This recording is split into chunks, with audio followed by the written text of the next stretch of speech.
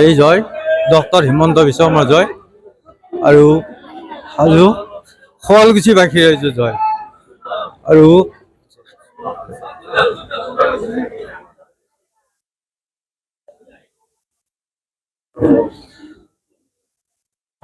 আৰু মোক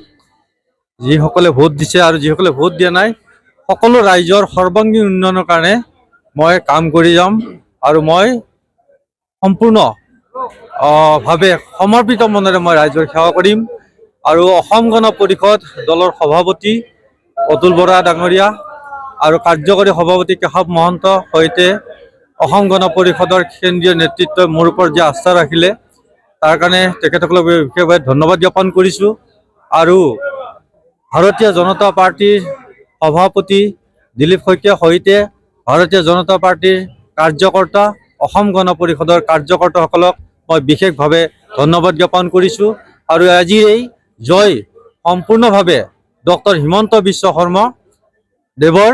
লগতে হাজো শুৱালকুছিবাসী ৰাইজৰ সমষ্টিবাসী ৰাইজৰ জয়।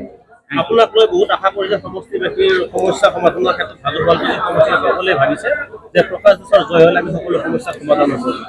মাননীয় মুখ্যমন্ত্ৰী ডক্টৰ হিমন্ত বিশ্ব শৰ্মা দেৱৰ দিহা পৰামৰ্শৰ লগতে এই সমষ্টিৰো তেখেত বিধায়ক ইতিমধ্যে তেখেতে নিজে এই কথা ঘোষণা কৰিছে যে তেখেতৰ লগত সহযোগী হৈ মই হাজো শুৱালকুছি সমষ্টিবাসী ৰাইজৰ মোক ভোট দিয়া মোক ভোট নিদিয়া সকলোৰে সৰ্বাংগীন উন্নয়নৰ কাৰণে মই কাম কৰি যাম।